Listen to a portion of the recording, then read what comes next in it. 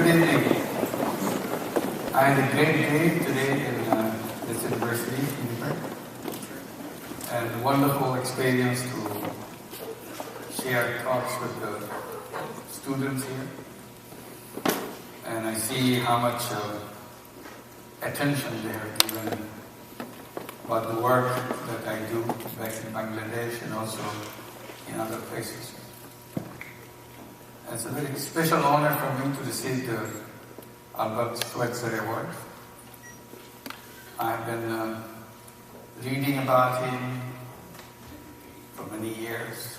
I never thought I would have my path crossed with him in any way.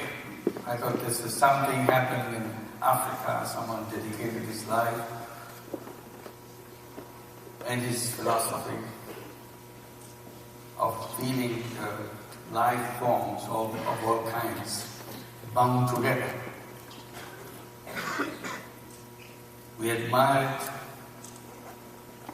we see the legend as it happened. I didn't even realize that he was functioning, actively working until 1965. I thought it was some way back. So today suddenly it became a reality. Suddenly I came in very close contact with him. Coming here, in the memories of this great human being, and a few hours back visiting the museum, seeing his pictures in the walls, memorabilia all around. You come so close to that person, and then about half an hour back I got the award. So his life kind of overlapped with mine. And thank you for giving me this particular honor.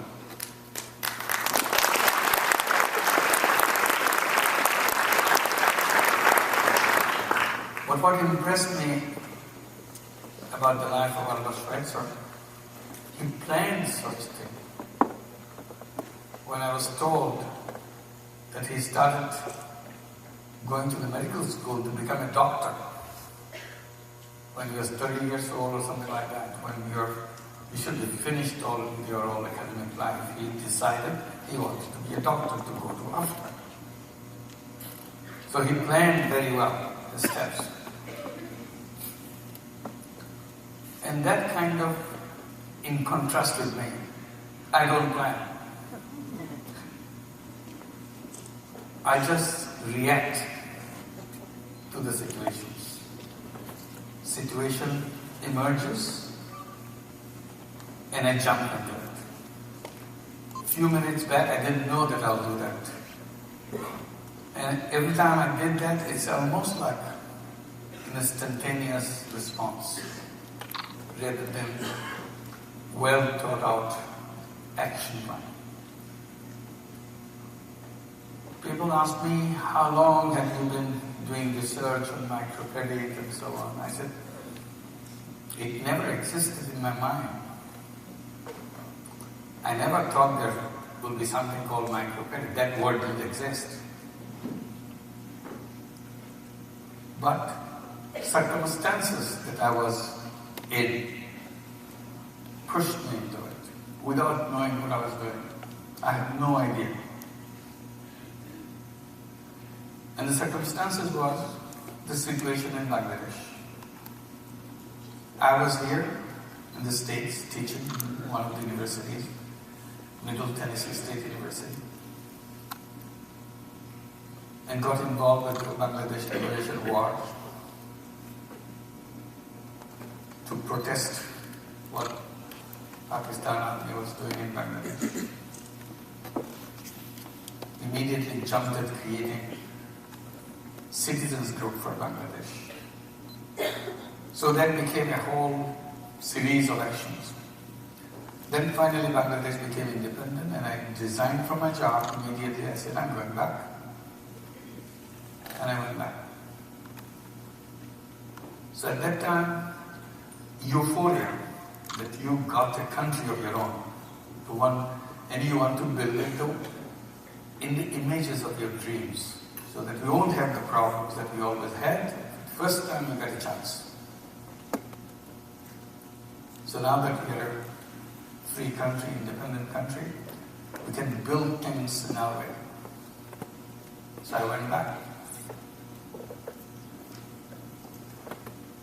And as it happens in many occasions of liberation war, freedom fighting, almost similar thing happened to us. All the beautiful dreams about future, when it is all over, when the independence is achieved, everything will fall in place and everything will be fine and beautiful. But that's not the way history goes. Your dreams turn into nightmares. Suddenly things worse than the things start happening. And exactly happened to us. The economy is sliding down very fast. It was a devastated country. But you thought it cannot go any further down. You are shocked to see it's going down further and further every day. And we ended up with a famine. That's not what a young teacher of economics with full of enthusiasm wanted to experience. When you see dying people outside and you're teaching elegant theories of economics in the classroom, telling the students how beautiful those theories are, everything can be solved by applying those theories. And you walk out of the classroom, you saw skeleton-like people about to die. Then you realize all those theories are just fairy tales. It has no meaning in the life of the people. Suddenly, a feeling of emptiness overwhelms you. Worst of all, a feeling of uselessness. You are a useless person. You have nothing to do for the dying people. So you suffer for a while. The arrogance of PhD, arrogance of your knowledge that you thought you required, suddenly disappears. And then I thought I'll do something. Forget about economics. Just being a human being, just like any other human being, and go out there, stand next to another human being. See, as a human being, you can make yourself useful to another person. You don't need to learn from the textbooks about it. You don't have to do research about it. It's built inside of you as a human being. And you'll figure it out how to do that. Luckily, the university where I was teaching is located right next to a village. So you don't have to find poor people outside the city limit, outside someplace else, go to a village. No, this is just boundary line of the campus ends and the village begins. So I said, I'll make some effort to go and be with them, see if I can make myself useful to one person, even for one day. And if I could do that, I thought I have done something for myself for the day. I'll feel a little bit easy rather than overwhelmed by the feeling of uselessness. So that's what I started doing. And over days and weeks, I felt that, okay, now I feel a little better. I can breathe now. And it went on. What happened in the meantime, as I go every day, meeting people, talking to people, seeing what I can do for you, for somebody, and I did a little bit of things. I get to know the village. I get to know the people in the village. They know me, I know them. And I see things very clearly. And it dawned on me, this is not a village, this is my university. This is what I'm learning now, for the first time in my life, seeing real people. I never saw real people. In the classroom, you always have those graphs and things. Here is the labor, here is this, here is that. Where's the people? So I said, these are the people. And I thought, in the university I learned something. What did I learn? I felt like a bird flying in a very high distance and looked at the planet, looked at the world, looked at the people from that height. And that's what I got, a bird's eye view, looking at things from a distance. And you think you see it and you make you believe that's what the reality is, what you see. For the first time in the village, I realized that I didn't see anything. I just made it up because everything looked so hazy. So it was plenty of scope for someone to make a story out of it, to make a beautiful story out of it. So what I gained in the village, going every day, probably I got another kind of view of the world and the people. That's a worm's eye view, like a little worm. You see very little in front of you, but you see very clearly. You don't see at a distance, but whatever you see in your range is very clear. When you see things very clearly, you don't get scared. Because you see opportunities.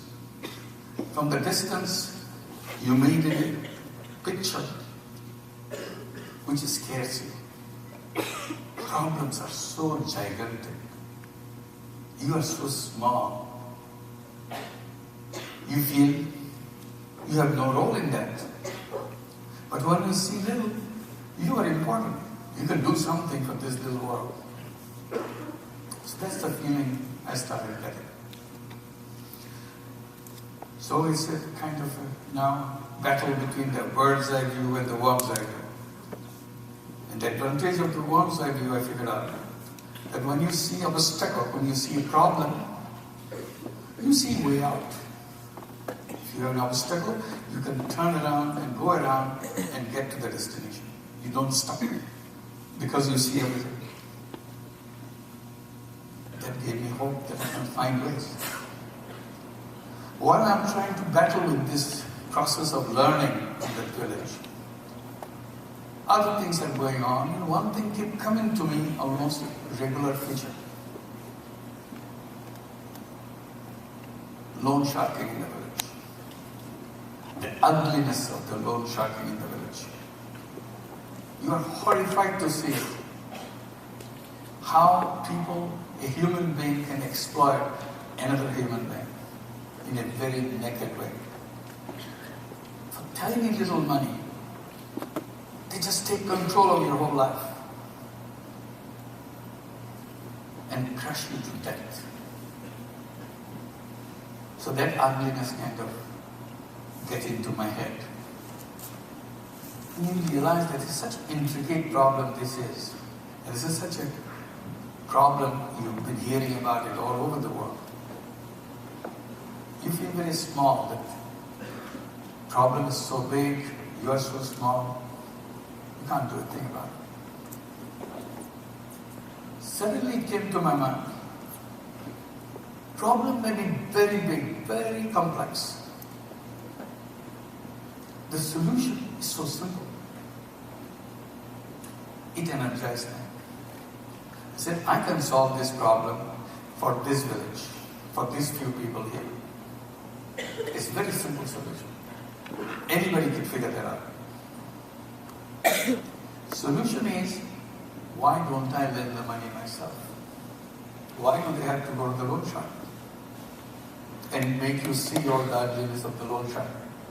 If I do it, there is no ugly picture, it's a very pleasant picture. And it's in my control. Money involved is so small that I didn't have to think twice.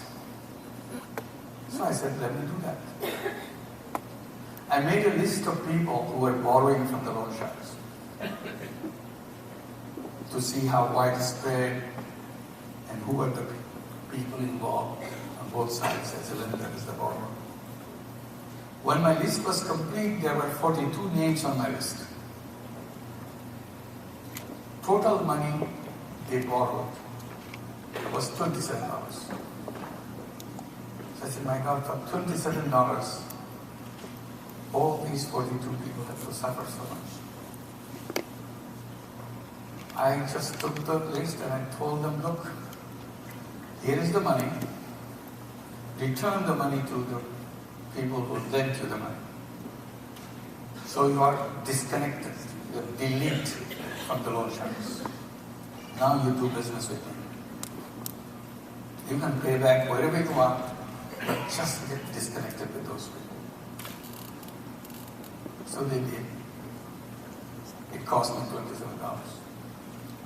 But the response, which I was not expecting anything, I thought, well, this was another good thing I was trying to do. This time it was 42 people. But the response was totally unexpected.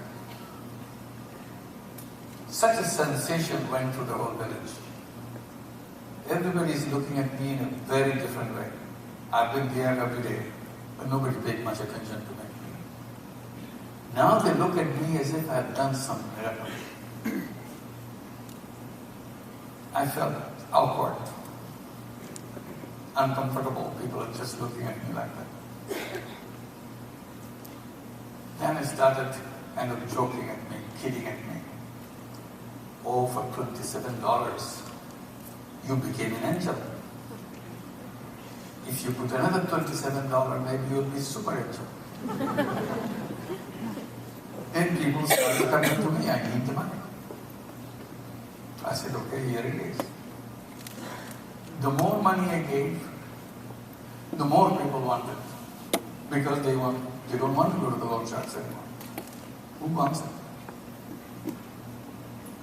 And I enjoyed it. That people can benefit from such a small action. Then the next thought that came to my mind, if you can make so many people so happy with such a small amount of money, why shouldn't I do more of it? See, I didn't plan anything. I'm just responding. And this thought kind of grabbed me.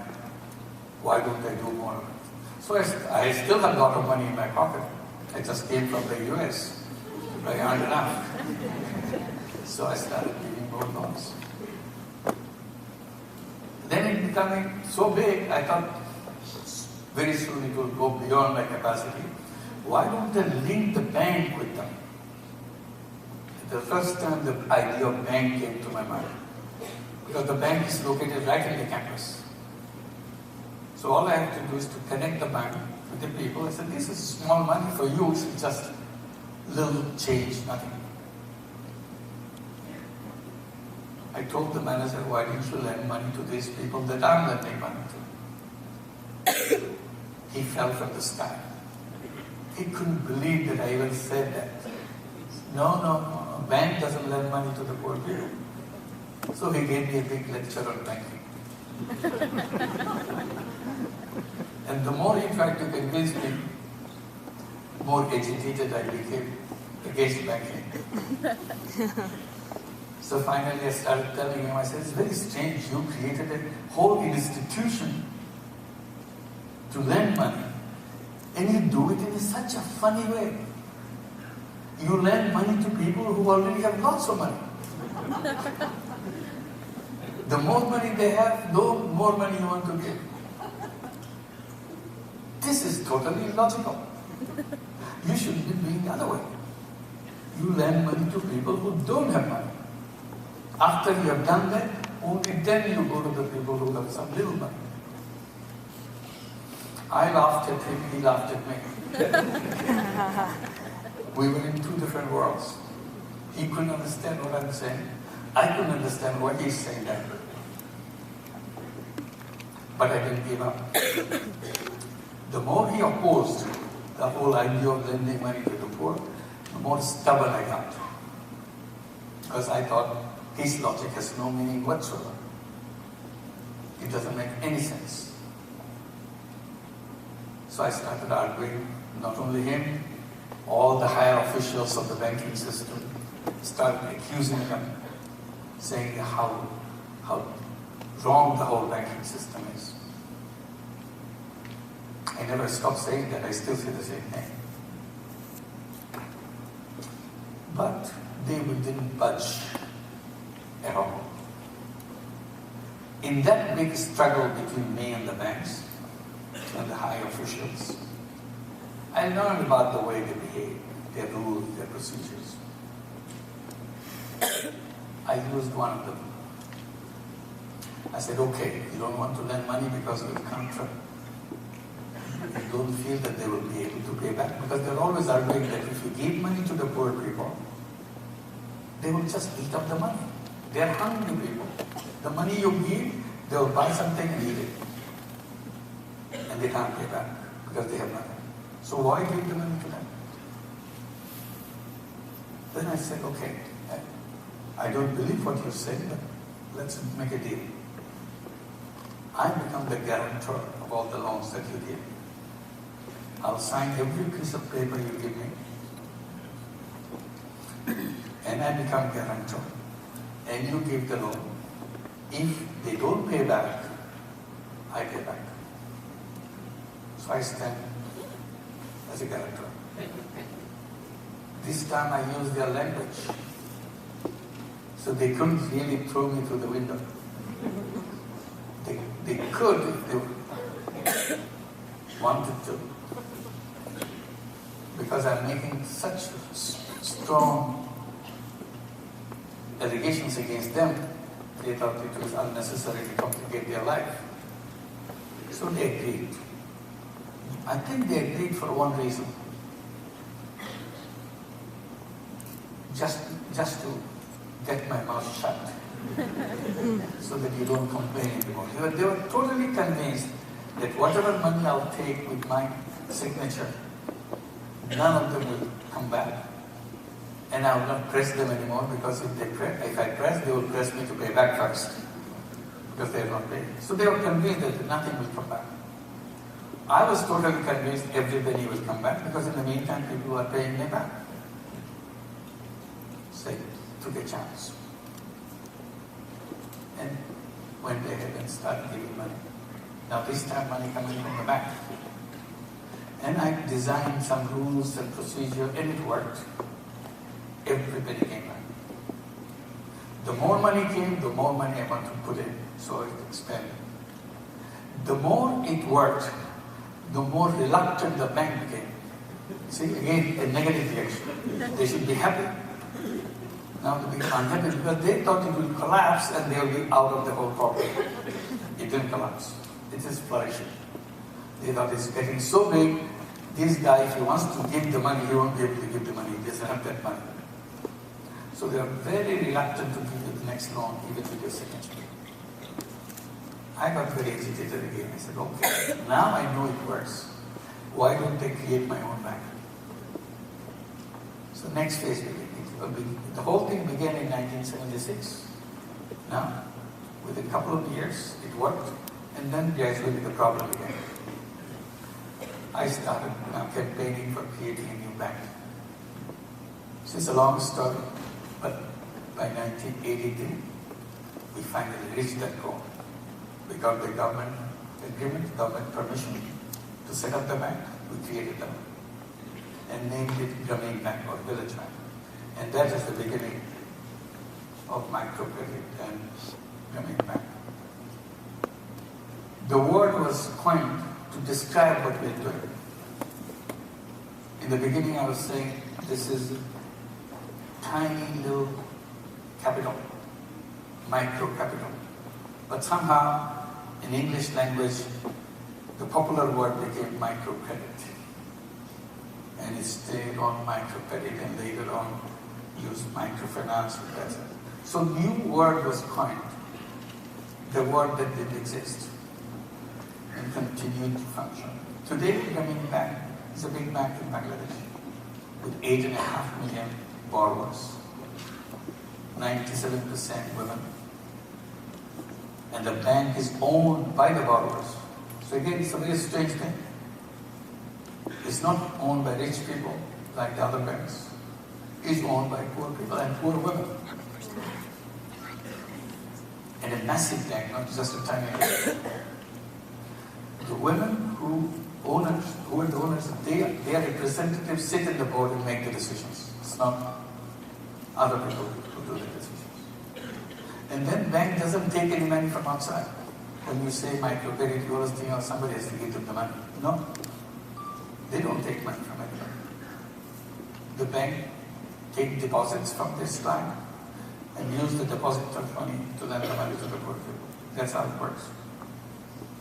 Today we lend out over $1.5 billion in tiny loans. And the repayment is 97%, 98%. We never had problems with repayment. That's how microcredit became so popular. And all this money comes from the internally generated funds. We had never had any shortage of funds because we could create it as a bank. And then we started giving loans to the children of Grameen families so that they can go to higher education. So we have thousands and thousands of young people going to universities, medical schools, engineering schools, and so on. Whereas their parents are totally illiterate. The women who joined Grameen Bank never had the opportunity to go to school. So you have very strange situation in the villages of Grameen families. You meet the mother who's been with Grameen Bank for 20 years or so. She changed her life, she changed her family situation with 20 years of work with Grameen money. She's very proud of what she has done. And you see a young girl with her as I go and meet her. They look alike, mother and the daughter. Same features, same smile. Then you think young daughter probably helps her in her work, taking care of the cows, taking care of the household. And you started conversation with the daughters. How is life? What do you do? I said, well, it's good. I never met you before, so I came to see you. I said, where are you? Where do you live? I said, I live in the next town. What do you do? I said, I'm a medical doctor. So that comes as a shock, because that's not what you're thinking. You're thinking she's another village girl with her mother. She's a medical doctor. She practices in the nearby town. And she's very happy. Then you look at the mother and the daughter, and a thought comes to your mind. Her mother could have been a doctor too. There's nothing wrong with the mother. But she will never become a doctor. She never went to school. She's an illiterate woman. She struggled very hard to make a living for her family and raised her daughter, sent her to school, and Grameen Bank gave her the loan. She went to medical school. She is now a doctor. Mother never had that opportunity. So you ask yourself a question again and again. Why poverty? Who creates poverty? After seeing this again and again and again, I come to the same conclusion. Poverty is not created by the poor people. It It's not their creation. Poverty is imposed on them. Poverty is created by the system that we have created. We here in this room are the people who are creating the system, because we pass on the system from one generation to another generation in the schools, in the universities. The system which generates poverty. And the system is made of the institutions that we built, theoretical framework that we created, and we feel very proud of our theoretical frameworks, concepts that we have designed, and we feel very proud of our concepts. That's where the seed of poverty lies. And they impose the poverty on human beings. And then we talk to them and feel sympathy for them, as if they are responsible for their poverty. They are not responsible for their poverty. We change the system, there is no reason why anybody should be poor. There is nothing wrong in the individual person. They are as creative, as enterprising, as fighter as you can think of. But they can't use it. They are totally bound by the rules and procedures of the system. Sometimes I give the example of bonsai. It's a bonsai tree, little tree. You take the best seed of the tallest tree in the forest and put it in a flower pot and let it grow. Will it be as tall as the tree that we saw in the forest? No. It will be this tall. Stop there. It will be a beautiful replica of that tree, but not more than that. And you wonder why we gave the best seed. Why didn't it grow? Of course, the answer is obvious. We used the best seed, but didn't give it enough soil. We gave just a flower pot. With that soil, it can grow under this tree. Seed is fine. So I say, poor people are just bonsai people. There is nothing wrong with your seed. Simply, society never gave them the base on which to grow tall like everybody else. So that's what is known as poverty.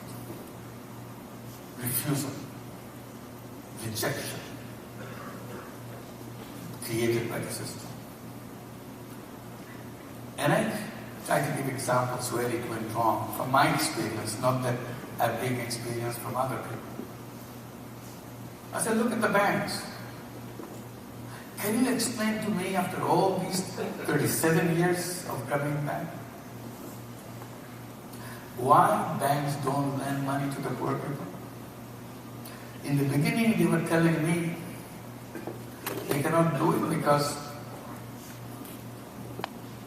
they're not creditworthy. Some technical words so that you can't come up with something. They are not creditworthy. Now, after 37 years, a global phenomenon of microcredit where everybody says their payback record is better than the conventional banks. Now, what do you say now? Why don't you lend money to the poor people? No good answer. In the morning, I was explaining how Grameen Bank lends money to the beggars. Even beggars pay back. And their loan is $12, $15. What they do? They start a business. As they go from house to house to beg, so that somebody gives them some food so that they can eat, or somebody gives some little money so that they can buy some food. That's what their life is. That's what the beggars are supposed to be doing. We say, okay, you go house to house, that's the way you survive. Would you like to carry some merchandise with you as you go from house to house? You go there anyway. This is not extra work for you. All you do, say, it's okay. You didn't want to give me something, some food or some money. Would you like to buy something from me? I have some fruits. I have some cookies. I have some toys for the kids. At least have a look at it. And people like it. Children love it. Then they started. In the beginning, we thought there'll be 1,000, 2,000 beggars. It ended up more than 100,000 beggars. And within 3-4 years, we saw more than 25,000 beggars stop begging completely. Because their sales division was doing so good. They could handle everything with that. And they closed down their begging division. Anymore. And that's what they did. And others who are about the rest of the 100,000, they are on the way. Just gradually doing that. But never forgot to pay back their bank's loan. Why? Did we have a contract with them? Papers? Nothing. We don't have papers. In the entire government bank, there is no papers between the lender and the borrower. And it's not a tiny money, as I told you. It's more than $1.5 billion with this, without any papers. So banker friends asked me, Dr. Yunus, can you sleep at night peacefully? Giving all this money without papers. I said, I see that you are losing your sleep because I'm giving the money. I have a very restful sleep because I know they pay back all the time. I never saw it differently, ever. Now we run Grameen program in New York City. There are 6 branches in New York City with 12,000 borrowers, all women. Average loan is $1,500. And the manager of the bank was telling us in the morning, the repayment rate is 99.6%. And working since January of 2008. So it's not the other day. So every day they pay, they're doing great. Now we were invited to open a branch in Omaha, Nebraska. So we have a branch in Omaha. We have a branch in Los Angeles, a branch in San Francisco, a branch in Indianapolis, a branch in Charlotte, North Carolina. And each one of them exactly the same result. So how do you describe this obstinate attitude and behavior of a bank? No, we cannot do business with you. So we have to find out. That's where the root of poverty. And the same thing, loan sharking is flourishing right here in the United States. Payday lenders, what else can you call them? Interest rate is 100%, 500%, 1,000%, 2,000%. It is a flourishing business. And ask the bankers, why don't they lend the money? They will give you beautiful legal answers. Why can't they do it? So this is one. The other one is, we created a world where, as human beings, we are assigned to one single role. The theory has made that role for us. All we can do in our useful life, either to go into business and make money or work for a business which makes money. Because we are told economic world is run with the incentive of profit. There's the only incentive there is for the human being. The more money you make, the more happy you are. I said, it doesn't go well with me for one simple reason. Human beings are not robots. We are not money-making robots in this world. But the theory has made us into money-making robots. Because there is no role assigned for us in the economic world. Well, they said, well, if you want to do something else, step outside the economic world and become a philanthropist. Give away your money. I said, I'd love to do that, but I want to also function as a full human being in the business world too. Not as a robot. First of all, human beings are not single-dimensional beings. Human beings are multi-dimensional beings. Economists took only one dimension and built the whole structure. And I'm very happy that they built it. As a result, money making has become our obsession. It becomes an addiction. We don't know why we make money, but we can't do anything else. It's a money-centric world we create. Because of the thing, not because of you want it. I said, yes, money making is an important thing. I'm not undermining the importance of it. But I have other roles to play. I'm selfish as a human being because selfishness comes from my self-preservation. I want to protect myself. That's my selfishness. At the same time, as a human being, I'm a selfless being. I want to be useful to others. It is built into me, to every human being. But the theory says, forget about the selflessness. Just concentrate on selfishness. If you want to be selfless, go the other way, philanthropy. So, give it away. I said, no, I want to do it in the business world. I want to express myself as a selfless person. And I give examples of what I have done, and it matches with that. I created many companies. Every time I see a problem, as I told you at the beginning, that I respond spontaneously without giving much thought. Every time it became a habit with me. Every time I see a problem, and there's plenty of problem, my reaction is to create a business to solve it. And as a result, I have created company after company. More than 60 companies in Bangladesh. And keep adding more companies every other day. I'm very good at making companies. I never stop. But one common feature of these companies is I have never built a company to make 1 penny for myself. So it's always the company to solve problems. I said, how come we can't do this? We can all do this. If a business can solve problems, what are we waiting for? We can all join and do that. On many companies, just I'll give one example to illustrate what I have in mind. Bangladesh doesn't have much of electricity.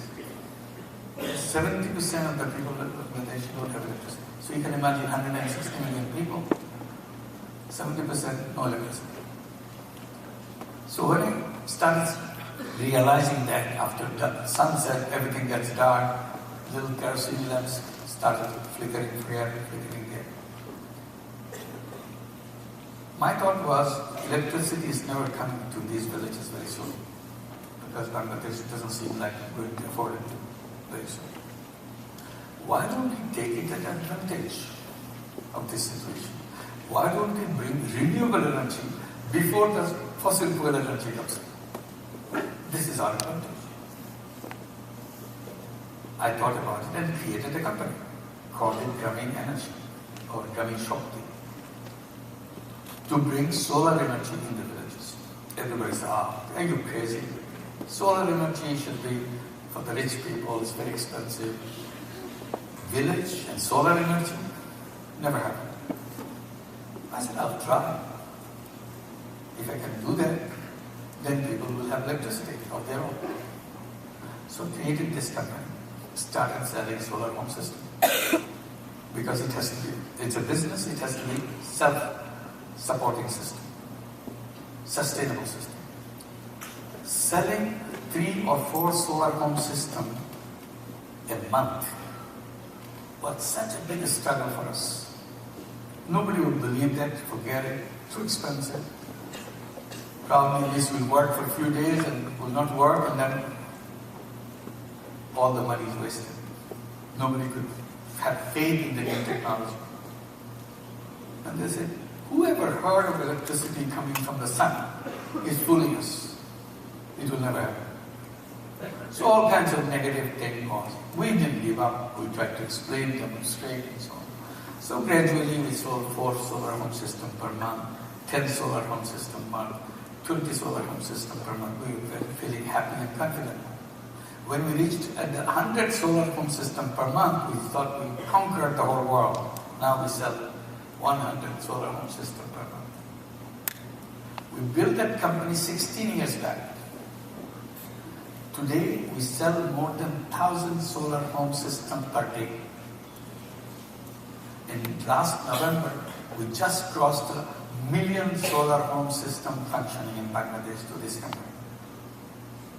It took us 16 years to set 1 million houses on electricity provided by the solar system. But we were so happy. And we calculated how long will it take to have the next million. All our calculation says it definitely will be less than 3 years. Because we already built up the speed. So every 3 years, every 2.5 years now, another million will be added. In total, whole of Bangladesh probably has 20 million households. So if you put on 1 million in 2 years or 3 years, Bangladesh will be the first country with a solar home system every home. Possible.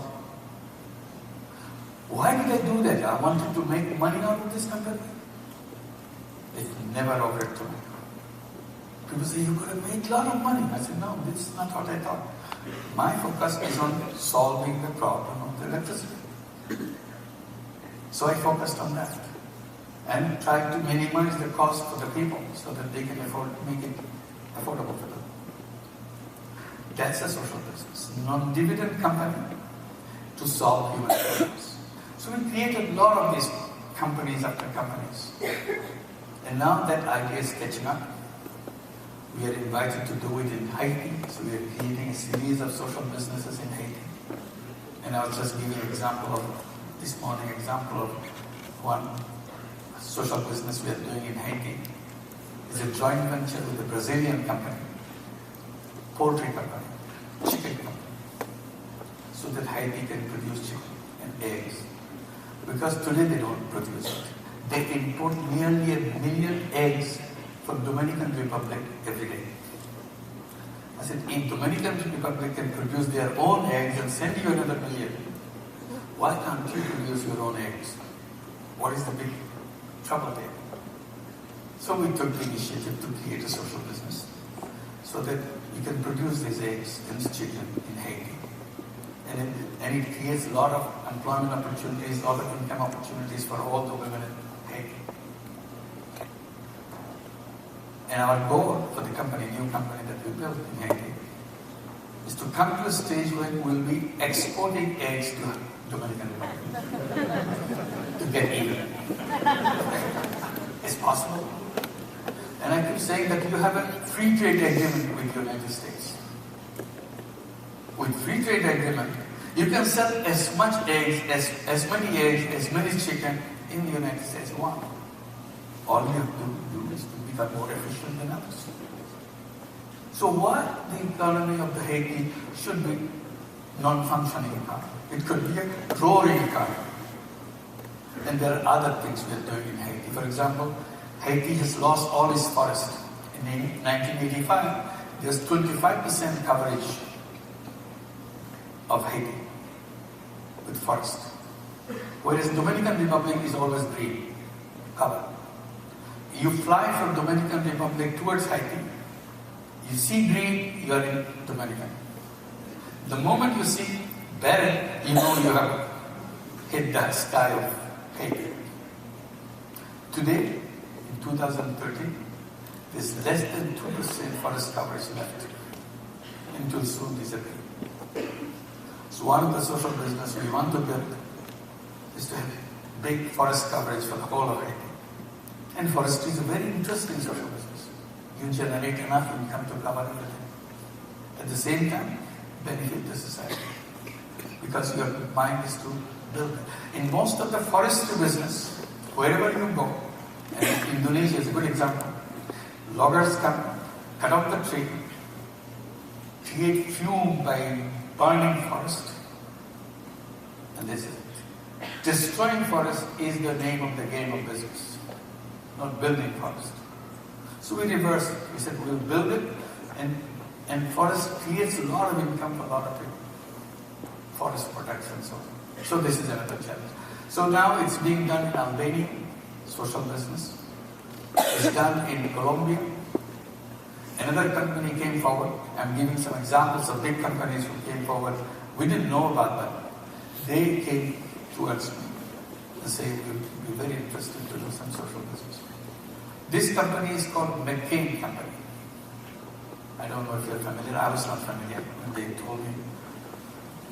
Our company is McCain. I want to do social business. I said, what do you do? He said, we produce potatoes. I said, how much potato? What do you do? This is a Canadian company, by the way. So the guy who was talking to me, CEO, he said, do you like French fries? I said, yes, I love French fries. Then his answer was, if you eat French fry anywhere in the world, most likely you are eating a cake potato. I said, that big? He said, that big. So they want to do social business. I said, okay, I have a job for you. Let's work in Colombia. So we started a joint venture in Colombia. The reason is Colombian coffee. Does anybody drink Colombian coffee anymore? Heard anything about Colombian coffee? It's dead. Disappeared. Because coffee from Indonesia, coffee from Vietnam became so superior than Colombian coffee and so cheaper than Colombian coffee. Nobody buys Colombian coffee anymore. So people who all their life produce coffee have nothing now left. Particularly the province called Caldas in Colombia. It's a kind of dead company. You know that there are company cities in many countries, like in Russia. Huge company city. Now after Russia, Soviet Union collapsed, company cities collapsed because that that freezer doesn't work for anybody because these are most inefficient. So the whole company city is a dead city. Similarly, Caldas became a dead province, no activity. So we said, let's go to Colombia and start producing potato. It's good soil, and everybody can produce potato. And you can buy, have your French fries wherever you want. People have food, because I can't, even if I produce coffee today in Caldas, I can't eat it. It's not a food. It is something to be sold, it's a cash crop. So at least potato people can eat and say, happy that we have enough food for ourselves. So anyway, so the examples can go on and on and on. Every single problem can be converted into a social business. It's all question of creativity. The last sentence I want to add is to tell you, this is my belief. I believe in the human creative power. I said, if you put all the human creative power on the one side, accumulate everything, all the creative power, and take all the problems of the world on the other side, and let them fight, and tell me who will be the winner. I know who will be the winner, because that's what I believe. In 100% of the case, it will be human creativity who will be the winner. Meaning they will overcome all the problems we have in the world today, or the problems that we can create in the future. Can be done. Simply, we are not using our creative power to do that. What do we do with our creative power? We use this creative power to do business, to make money. We make money.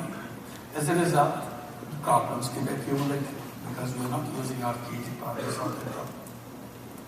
Social business creates this link, creative power to the problem, and start doing that, and in a very sustainable way. That's the power that we have. We can do that. So once we can start releasing this power into that direction, if we do that in that direction, that doesn't mean you cannot use it for any other purpose. Creativity works in all ways, both ways. So you can make money at the same time you can solve problems. And what happened to that big incentive idea? That money is the only incentive? The money is the only, profit is the only incentive in the world. I said, the game theory is wrong. Incentives come in so many different ways. Not just money. I asked the question, somebody asked me that question, and I said, okay, suppose I accept it. Why people go on the top of the Everest, tell me? There's a lot of money waiting there, gold bars. Why do they go there? I understand the first time the guy went there, Tenzing and Hillary went up the mountain to go to the Everest, and we applauded them. It's done. But why every year? Hundreds of people go there. Every year, many people die. But still it doesn't stop. Even a crippled person wanted to go up the mountain, and they did. All varieties of human beings went up the mountain. There's a lot of money out there. No. So what is this incentive? So I said, you have to explain that. I said, making money is a happiness. I accept that as an incentive. Of course, it is incentive. But you forget, making other people happy is an incentive too. Making other people happy is a super happiness. So you have to weigh those things. After all, what is the meaning of life? What is the purpose of life? Understand, I make money, lots of money. But ultimately the question is, why am I here? What am I supposed to do? I complain about our education system since I'm standing right here in the middle of university. I said university is a very good place to teach economics, to mathematics, to physics, to chemistry, whatever subject you have. And we're very good at disseminating all that. Clever thing to do. I said, we have to bring the purpose in the front of us. Then everything else will have a meaning. And I don't say there's a ready-made purpose for everybody. No, I have to discover my own purpose. And that should be part of my growing up in the education system. Allow me to think through what is my purpose. I check with my colleagues, my students, my friends, my teachers. It's a continuous process. And in the process, I find something. This is the purpose of my life. Then I pursue that. Today, I got a job. Why do you go to university? To get a good degree. Why do you need a good degree? To get a good job. That's it. You got a good job, it's over. As if life is over with a good job. So these are the things that we have to address ourselves. So when we put together, I see very exciting opportunity to see how to overcome all the problems we have. And the problems that I see is not as complicated as we have been making it out. We are scaring people with the problems. But when we get involved in that, it's a very simple, very human initiative. Just like one little step, that's all. But we got used to thinking in a very complicated way. If you give a simple answer, it can't be right. People always say, oh, you make things so simple. The world is not as simple as that. I said, you are wrong. The world is not as complicated as you think. Because people think in a complicated, they enjoy thinking in a complicated way. So we are always making it complicated so that it looks great. Otherwise, it's a very simple thing. It's a very human thing. Just any human being can react to that kind of thing. That's what the world is. So we can create that world where we will not have all these problems. Ultimately, that's where we should be. We create our own world. A world where not a single person will be a poor person. And I keep saying, poverty should be in the museum, not in human society. We came to that stage where today it is possible to put poverty in the museum. And we can create a world where not a single person will be unemployed. And people will be asking, unemployment? What is it? What do you mean by unemployment? Why should anybody be unemployed? A creative, active human being, how can he be unemployed? When a creative, active human being remains unemployed, is it his fault or is it her fault? Is there something missing in that person? No. He is as active, as creative as anybody else. Then why is he or she is unemployed? Because of the system.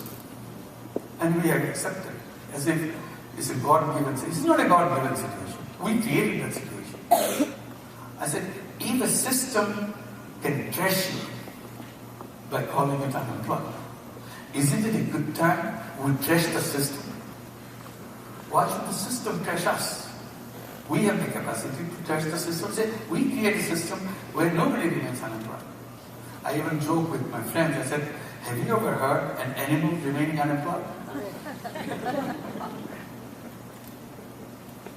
I said, if you find a case of an animal remaining unemployed, probably that animal is owned by a human being. That's the only reason. Otherwise, a human being doesn't remain unemployed. Like an animal doesn't remain unemployed. I said, how come after all this glory and all this technology, all this knowledge, human beings not only remain unemployed, bulk of the human beings remain unemployed. When there is 50% youth unemployment in Spain, we all talk about it. It's a big news. Or if it goes from 8% unemployment to 9% unemployment, whole politics is shaken. Unemployment. But in our world, in Bangladesh or a country like that, unemployment is not a news because everybody is unemployed. Employment is the news. Somebody got a job. And that's the reality. And we don't say a word about it, as if that's the way it's supposed to be. That's not the way it's supposed to be. We should be expressing ourselves, doing things. Why should I be sitting around? What's the problem? But our rules, our procedures, our structure made such a way, no, sorry, you can't work. I can't let you work. That system is to go. We have to create a new system where that will not arise at all. So this is the direction that we have to go. Once we get it in our head, when we challenge that, it will happen. Because human creativity always conquers all the odds they see in front of them. And that's what the role of the university. Thank you very much.